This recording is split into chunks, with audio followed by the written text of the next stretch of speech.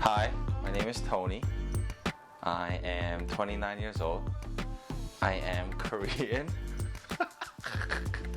Back then, when I was 6, there was a Korean K-pop group called HOT. And first I wanted to pick Kangta, but my parents said no, that's a Korean name, Pabo. So yeah, that's how I got my name. M4C stands for Mission for Christ, and our purpose is to serve those that are not only in need, but for us to also support other missionaries and foundations with the funds that we make. I grew up in a church environment. However, because I grew up in a church environment, once I was exposed to the world, I just flung out. I was very exposed to a lot of different things, both good and bad. So, I played a lot of sports, but at the same time, the downside was I was also introduced to, drinking early, and also, it was a lot of, I guess I would have to say, substances like drugs. Not only that, I got really into gambling as soon as I turned 21, and I don't even want to say how much time I invested into that. Even all throughout high school and even past high school, I made so many mistakes, not even just with drugs, but with relationships. I would objectify women. I wouldn't be able to even see them as humans. I saw them more as objects, which, is terribly wrong. But, what's interesting is we live in a society where it's almost normal to objectify women and to do drugs and to drink at a certain age. Well, actually now it's even worse. I talk to a lot of high school students and they're exposed to that even more now, which is crazy. The funny thing is, my mom, all throughout, during the 9 years of this, I guess the fall in my life, right? The dark times that I experienced during the 9 years, my mom always believed. It was just crazy.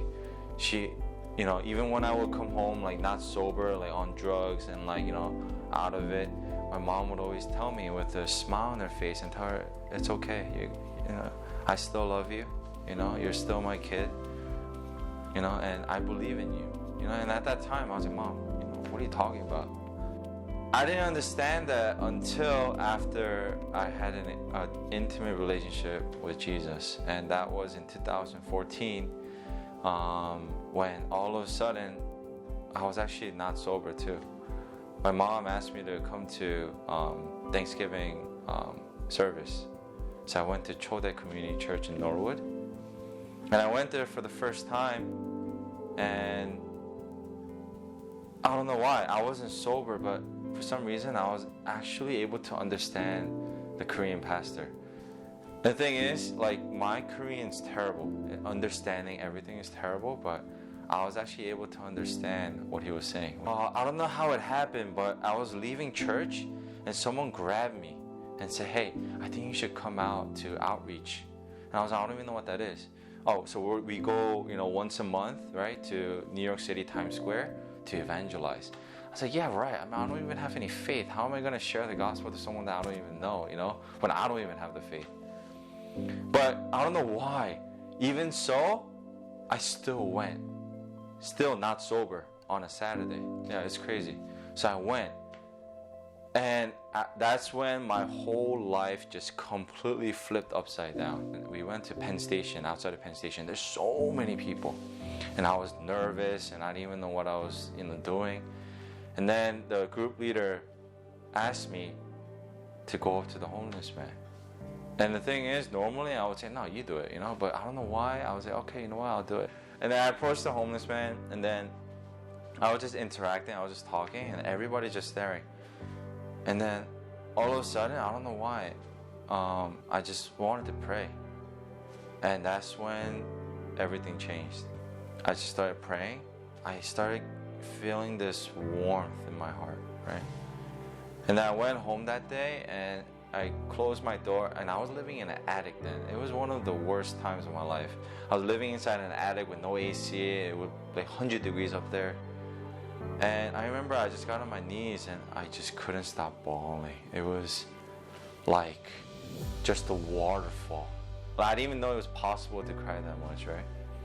And that's when I start realizing all these pains that I've given to people, all the negative things that I've experienced, everything just came crashing down. And ever since that, obviously I wasn't able to quit everything all at once like that, right? I mean, one of the hardest was obviously drugs, because that was literally part of my life. I mean, it was like a daily habit. The other part was also, relationships, and I would go from one relationship to another, to another, to another, because I was looking for that perfect mate.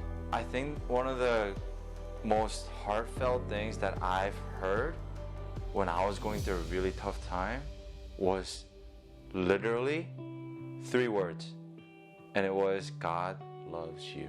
And when I heard that, I just started, I couldn't even control it. Like, even right now, like, I'm like gonna, it's so crazy how we forget, because we get so caught up with the things in this world, this pattern.